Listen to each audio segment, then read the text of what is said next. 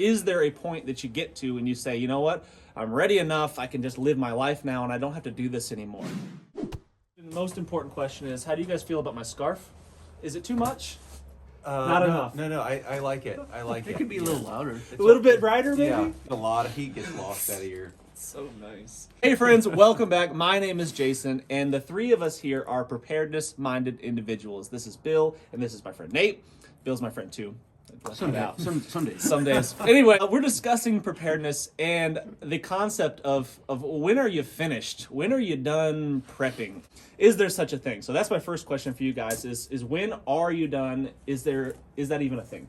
Two sides of the coin, and the first side is you should always be improving your foxhole. Mm-hmm. Right? There's always something to get better, something to change, something to tweak, and you should always be analyzing who you are as a person and what you are doing. So there's always something to do. Is what you're concerned about becoming too consuming in your mind?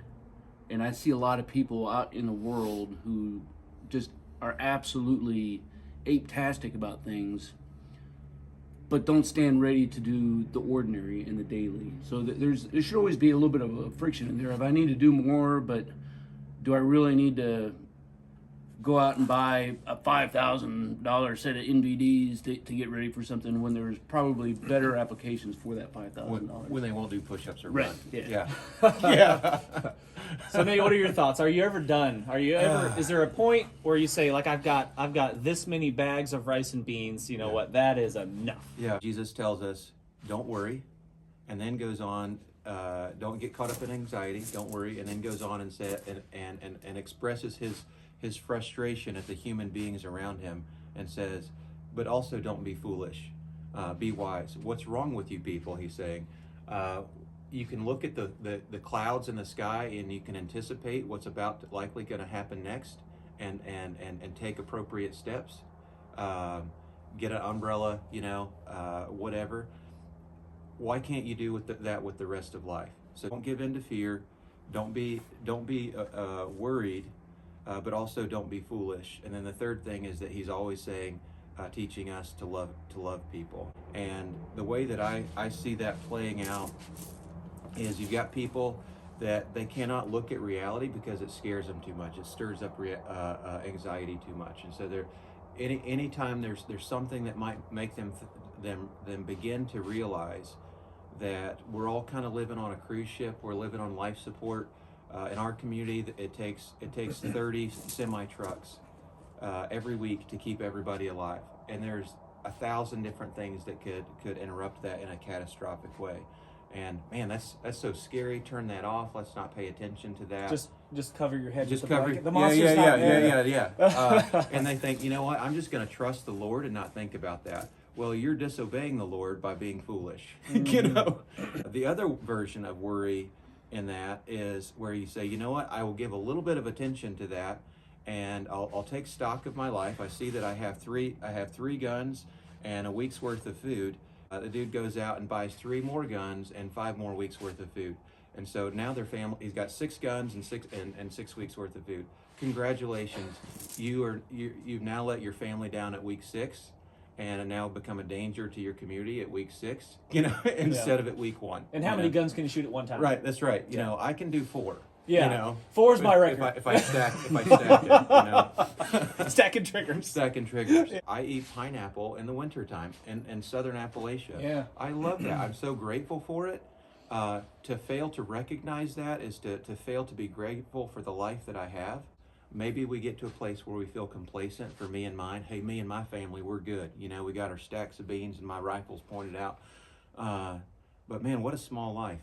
If there is no drive, there is no desire to love other people and to see potential threats and concerns and vulnerabilities. And what's the point? What's the point? That's what I always say. And make a difference. Yeah, living in a hole is not a way to live your life. I've never understood that concept, and I see it in the comment section on videos all the time. It's like people say, I don't have any friends, I don't have any family, but I've got 15 years of food. Even one guy, I think, said 25 years of food. Jeez. But he's all by himself, and it's like, what's the point? Yeah. Like, why would you want to live that way? That sounds like prison. Yeah. Maybe worse. Yeah. Maybe worse. And I think that's just, it's not an answer specifically of like, hey, you need 3 years worth of whatever, but like it frames the conversation. Yeah, way to not answer the question. Yeah. Good job. Yeah, I was looking for a cold, hard answer, and you failed. Yeah. Here's what I'm hearing from the two of you is that there needs to be a balance, right? There needs to be a balance between preparing and living your life, right?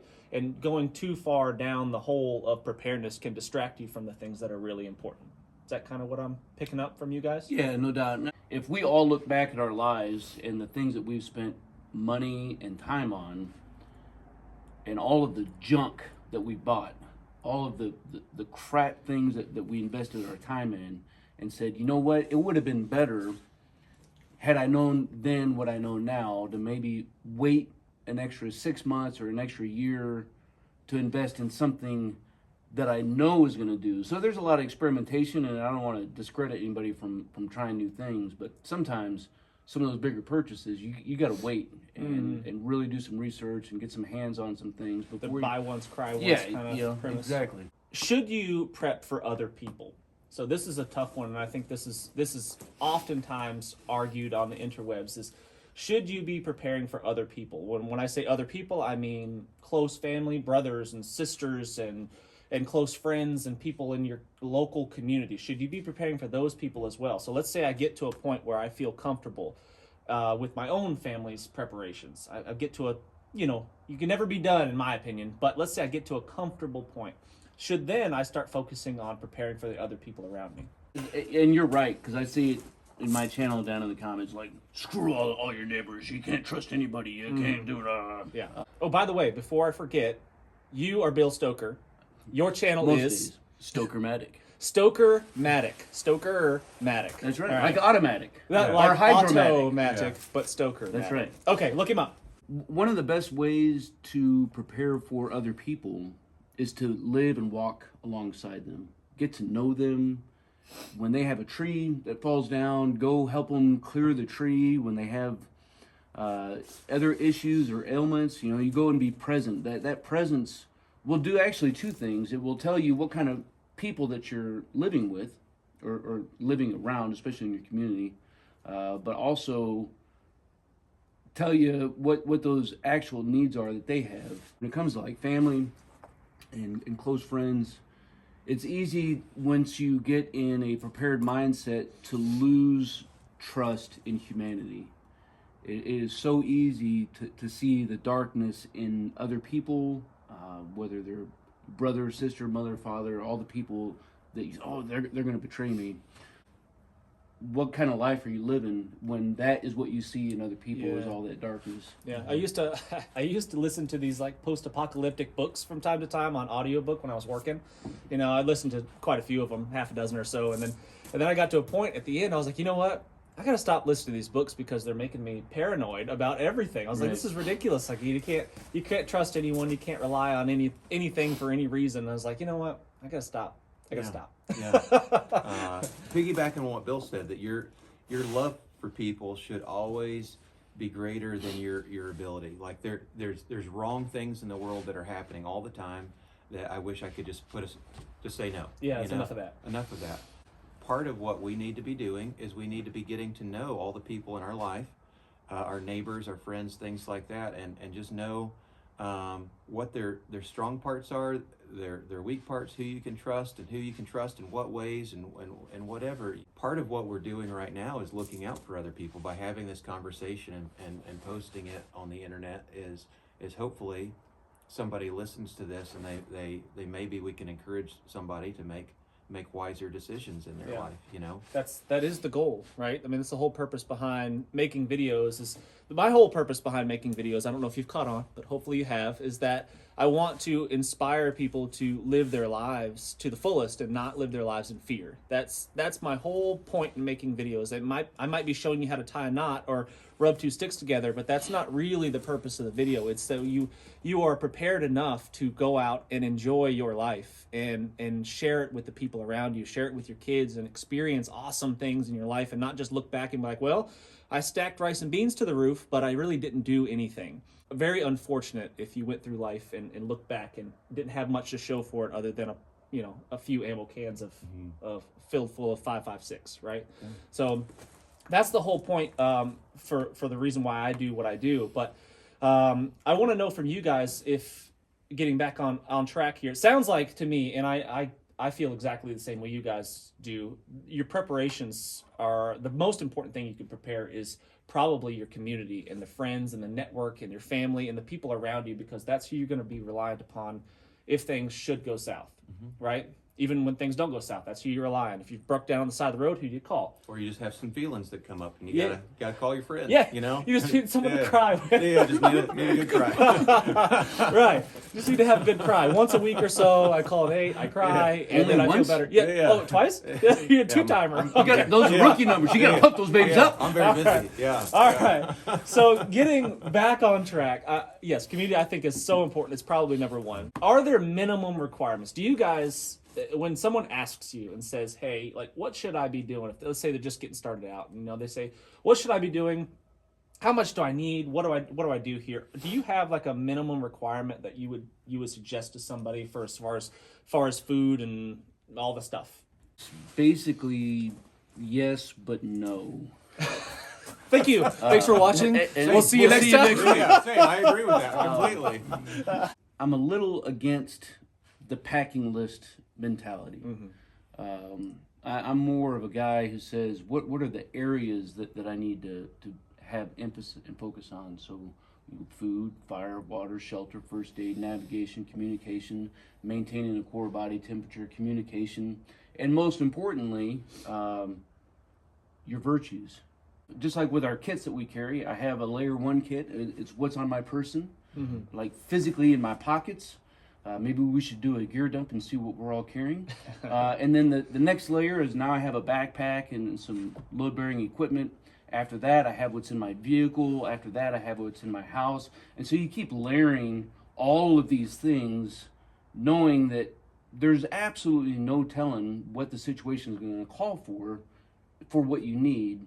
But you need to be able to affect all of these things to be ready. Yeah, I always preach layering your equipment too. The same thing, like you said, on your body, in your vehicle, in your house. You have redundancies, right? You have the most basic stuff in your pockets for the most part. Right. Like I'm never going to be rubbing 2 sticks together. The chances of me having to rub 2 sticks together is so small. It's like the most infinitely You small. got a lot thing. of things wrong. Everything went wrong. Everything in my life went wrong, and I was kidnapped and stripped naked and thrown out into the wilderness. Sounds like a good time. Yeah, That's I mean, which I'm in. You know, I'm into that. If you guys are That's a wanting good to watch place that. to. I do a lot of leadership stuff, and the most important thing for me in another person is that can I trust them, like their character, and then do they have a good attitude, and then second in that, like, do they have some good competencies? Like I would take any of my friends just with like grateful with any of those things, because are they easy to get along with?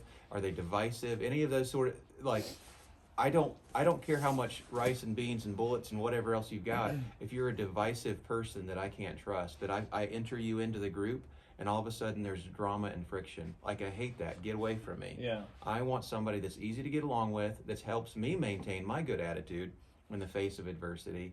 And then on top of that, if you do have some good skills, great, you know. But I don't care about the other things if I can't trust you and you don't have a good attitude. You can throw out some things of like, hey, this is enough. You should be well-rounded. But I think it's wise to look at the world right now and say, I can buy rice and beans and wheat and all of that stuff for like 50 cents a pound or less. Yeah. Even with the raised food prices, it's still cheaper. It's so cheap. Yeah. And I encourage It's still cheaper you, than growing it yourself. yeah, I encourage you to try to grow some beans and then shell those beans Yeah. and put 5 pounds of beans together. It's Yeah. a lot of work. Yeah. This guy was asking me this the other day, you know, like how much, and I said more. You know, like that's Yeah. because it's just appreciating and respecting what it is that you have. And I don't mean to be anxious about that. If people from other times and places could come here and walk around our grocery stores, you know, and be like, oh my gosh, this is amazing. It's so easy Yeah. to get this stuff. Yeah, you people live like kings. You live like kings. It's amazing. Yeah. You know, like life is easy, food's easy to Yeah. get, and it may not always be that way. Yeah. And if you are good, and you have some money left over, it increases your ability to help other people. And I know everybody's got financial stuff, but like, guys, let me tell you, I know a bunch of like people who are poor that they could tell you right now what the to the cent what the cost of a gallon of milk is. They watch gas prices with like people holding a lottery ticket. Just waiting. Just waiting. One cent, You're, I'll take all it. right, I'm not getting $5 today. Now I'm getting 10. Yeah, you know? yeah. They've put 6 months and a year's worth of food away. Yeah. You know, because when they can, they shell out a few more dollars and they get some more rice, Yeah. or they get some more wheat, or they get some more whatever. Yeah. One of my favorite books was written by Thomas Merton, No Man is an Island. And he's not the first person to coin that phrase, but I'm thinking, about that person who has 25 years but lives a solitude life, separated from everybody else around them. You're forgetting that there are other people around you, and those other people could be threats. Like, what good does it to have 30 years of self-sustainment if you can't deal with what's happening around you? So having a good community is just absolutely paramount. Something I used to tell my younger soldiers in the military was, they'd come to a PT formation wearing raggedy uniforms, and I'd dog them out and make them push until they were puking or whatever. No.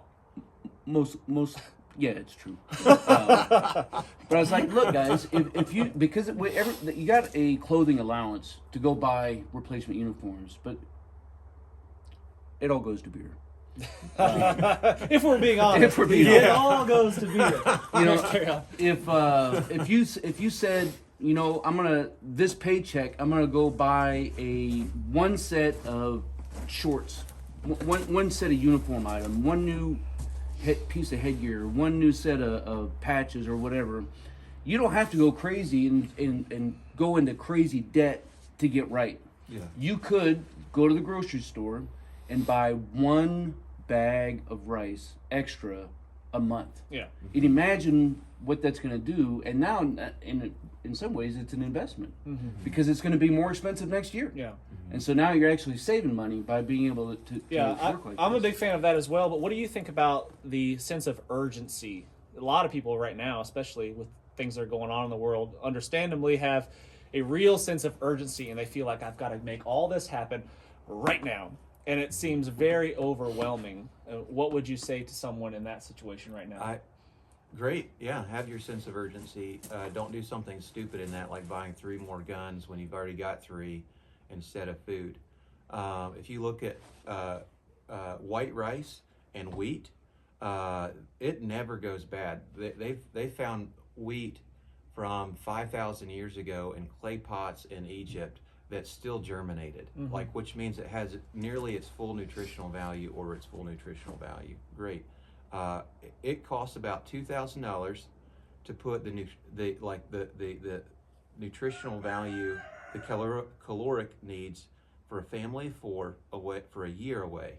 A family for 1 year, about $2,000, and that includes containers or whatever else. Do that. Do it. Like what you're going to run out of. You're going to be space concerned, but like figure that out.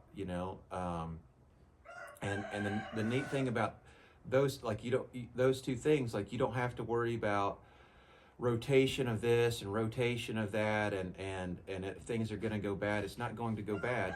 Is it a well-rounded diet? No, but it's a lot better than starving. You won't starve. Yeah. You'll have a nutritional deficit that you can solve by foraging, or doing a very simple garden, but you're not going to starve. Yeah. And that's Agreed. huge. Yeah, starvation is a terrible, terrible way to go. I mean, it is slow, it is boring, it is pretty rough. Yeah, I've been very, very hungry before, and it is a sad state of existence where you're just laying there and you have zero energy to get up. Just to stand up off of the ground is a monumental task when you haven't had any calories in your body for an extended I've period seen of time. starving people. I've seen starving children. It's horrifying. Yeah. I've seen my kids when they've been sick. They get hollowed out in one day. Yeah.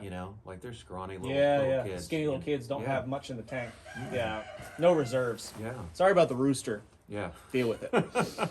It sounds like there really isn't a minimum requirement. When someone asks me and they say, hey, how much should I get, whatever, I generally throw out some ballpark numbers. I'll generally say, I think you should have a minimum, absolute minimum of 3 months supply of food for yourself and your family. 3 months, absolute minimum. And then you should have a steady supply of water.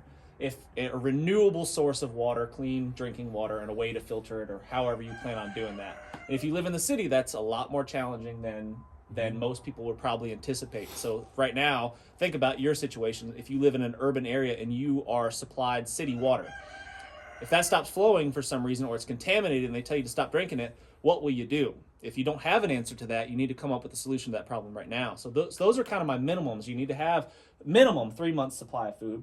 I don't think that's quite enough, but it's absolute minimum. And you need to have water. If you need 3 months worth of food, if you need 6 months worth of emergency food because it's not in the grocery store, you need 2 years worth of food. Yeah.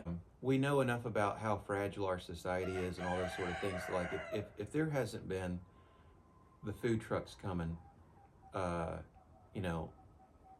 then you need it.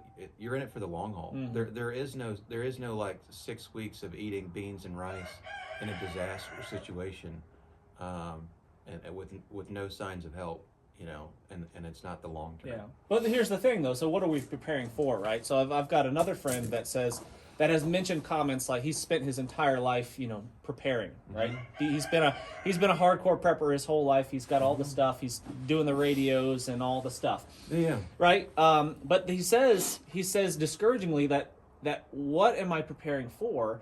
What if I end up dying, because he's getting a little bit older? What if I end up dying and nothing ever happens? Like it'd be almost a disappointment that if the lights never go out, like bummer, like I've wasted my time, I've wasted my life doing this stuff. We spend our money and our time on things that's just inefficient. If you spend $2,000 on a year's worth of rations, and you have a 22 a Ruger 1022 rifle, and a way to get water, like you're largely done. Yeah. You're like in the top percentile of preparedness. Yep. So, and the thing I like about that is that people that are broke poor, they can work towards that. You have a way to defend yourself, a way to say no effectively, a way to feed your family. You have to answer the why first. If the why to why you are living a self-reliant, prepared lifestyle is to be prepared for this cataclysmic event, you're wrong. Your why should be to love my family, to love my neighbors, and the effect of that is this. So if this cataclysmic event never happens, it was never a waste, because you spent your entire time investing in yourself, in who you are, in your family, and in your friends. Yeah. So that's how you make it all worth it. Yeah. DPS to that. Yes. Yes. Yes. Exactly. Yeah. Yes. Yeah. The our what about the challenging times that we face today? Something, again, a little dogleg into that is you could look at every armed conflict throughout history in the locations where these conflicts are taking place, both now and in the past, and life continues to happen. People are still going to work, factories are still firing up. There may be some hardships when it comes to food, there could be some bread lines or whatever the case is, but life continues to happen. Is it going to be the doomsday books, novels that we read? Who knows? Yeah. But odds are, no. Probably not. Probably not. Yeah. Yeah. Yeah. I know quite a few people that are anxiously awaiting the day when the lights go out, and they're a little bit disappointed when the lights come back on. Yeah, like the power goes out and they're like, is this it? Is this the one? And then the power comes back on and they're all sad. Yeah, they're all sad and mopey for a day or two. But I'm definitely not one of those people. I want the lights to stay on. I want the good times to keep on rolling. I anticipate that they won't, but I really want them to. I want to continue going out to eat with my family when I feel like it. Just whenever I feel like it, I can just roll out to a restaurant and the gas is cheap and the food is cheap. It's basically free compared to what it has been. It's so good. Yeah. We're so blessed. So blessed, and I want the good times to keep on rolling. I have no desire for them to come to an end. I guess I enjoy testing myself. I enjoy some of the challenges. I do in some ways look forward to difficulties because it allows me to test my skills, my knowledge, my abilities, my equipment. I like that kind of stuff. That's kind of what I'm into, obviously. But I don't wish that upon my family, that's for sure. You know, I wouldn't mind so much if the power went out right now.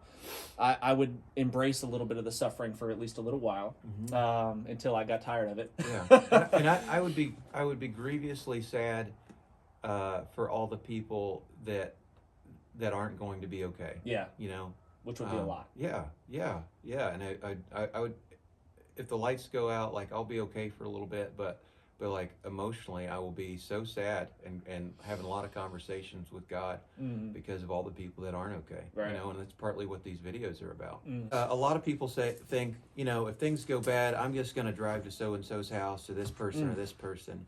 And that's a really dependent kind of mentality. I'm going to go here and let that person take care of me. You may not think about it that way, but you're thinking, I'm going to show up and I'll be okay there or here or here. It's like you have a mindset of a child. You might want to have a place that to relocate to if things aren't okay where you're at, but you need to have a conversation with those people and think about how you can show up as an asset, not a dependent. Somebody that's going to make those people stronger and more capable and more able to help other people. Because if you showed up at my place, and you as a dependent, as a child, basically, if I can take care of you at all, you've just degraded my ability to help my neighbors, and I don't. And your kids. And my kids, because you're a grown person, but because of the decisions that you've made, you're asking me to scrape food off of my 3-year-old's plate to feed you and your children. Don't be a better person than that. A lot of people are selfish. I think that's definitely a thing. But a lot of people they're so caught up in the idea that nothing bad's ever going to happen. Times are great. Nothing bad's going to happen. I don't need to do this. And then their fallback is if something does happen, I'll just run over to Nate's house because he's got it figured out. And I've had that conversation with people in my family too. I think we've all had that conversation probably. And they say, "Oh, we'll just come to your place because you're the most ready that I know." And I'm like, "No, because you don't understand. That sounds like a good idea." And while I would want to help everyone that I could, it's just not realistic. I can't house 20 people in my house for an extended period of time. It's just not going to go well. They're too lazy and childish to even think for themselves. They don't realize how much food and how much whatever that they cost. We live in a rural environment. There's effectively no food supply here. It would take, we figured this out, it would take like 83 deer to feed a family of 4 for a year. 83. A family of 4 needs a deer every 4.5 days. Check my math on that. Like the deer population under the cattle population here under perfect conditions, perfect butchering, perfect slaughter, perfect distribution would feed the population here for about 14 days. Whoever you think that you're going to become a dependent of, their ability to feed you and take care of you is nearly non-existent. I don't care who they are. Like you were expensive. Your family's expensive. Really expensive. Calorie-wise. And if you just chunk out, be the adult that some of these poor people are that I know, that they're squirreling away rice and beans and wheat and whatever, you know, that they're hey, maybe I won't get milk this week. I'm going to get another few pounds of rice. Like they're adults. You know, they're poorer than you probably, but they're making responsible decisions.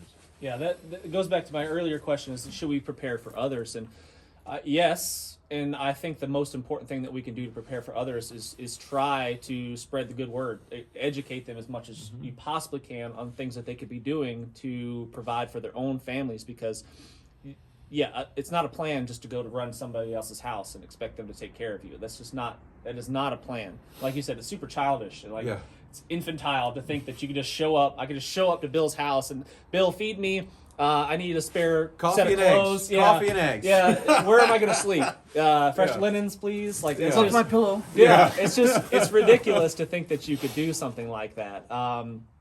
So the most important thing that we can do to help is spread the message that preparation is key, and you need to provide for your own family. Bugging out, the whole bug out thing, yeah, that is like the worst case scenario. I mean, that's not even on my radar. Go watch along. Yeah. See how well That's not even, it's not even like on my list of to-dos, bugging out, because I have kids, I've got smaller kids, and like, it's just, where are you gonna go? We're gonna go to, maybe if my house gets burnt down, maybe, okay, house burnt down to the ground, I got nothing, then yeah, I'll head somewhere else and head to some shelter somewhere else. But otherwise, it's just it's an illusion that a lot of people have, that you're going to run off into the woods and live off the land. You will die a slow, sad, miserable death. Yeah. I think, the way to do some self-assessment, some takeaways from here, I would call it like a trinity of survival. So you could take any task, any situation, and say, what stuff do I have? What's that kit that I have? What's the knowledge that I have about a particular situation, just the cognitive knowledge, and then what's my experience? And if these are 3 rings, wherever these 3 rings overlap each other, you're doing okay. Mm-hmm. But if only 2 overlap, if I only have some gear and I have some knowledge, then you're probably not as prepared for a specific task.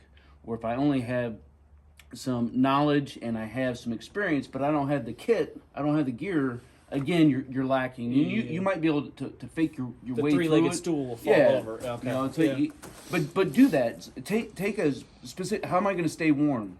How am I going to provide medical help or relief for somebody if I expect that the hospitals are going to close? Like, you're fooling yourself if you think that a tourniquet is all that you need, right? You need more than that. Yeah, I've heard that comment before. Like, I've got a tourniquet. That's all we need. Like, okay, what do you do now? Like, okay, tourniquet's on the guy. Now what? You just go back to work with your tourniquet on. Have a great day. Yeah. I think the key is to educate the people around you. Have a balance in your life when it comes to preparations. Don't dump all of your eggs into one basket. Balance that stuff out. If you need to have a steady supply of water, clean water. You need to have some food put aside. You need to have a way to defend it. You need to have medical supplies. And all this sounds overwhelming, but you need to start nice and slow. I would say not get overwhelmed by the huge list of things that all the prepper channels tell you that you have to do, including this one. You need to pace yourself, choose wisely, make good decisions, and start today. Sound good? Sounds good. All right. Awesome, guys. Thanks so much for watching. Really appreciate it. We'll see you on the next one. I'm Jason Salyer with Survival Dispatch. As a Survival Dispatch insider, you'll be able to gain the knowledge, the skills, and equipment necessary to protect your family when it really, really matters. They'll provide crucial information on such things as stockpiling food, medical necessities, communication plans. You will receive specific, actionable plans. You can deliver proven techniques to help you get home, shelter in place, or bug out safe.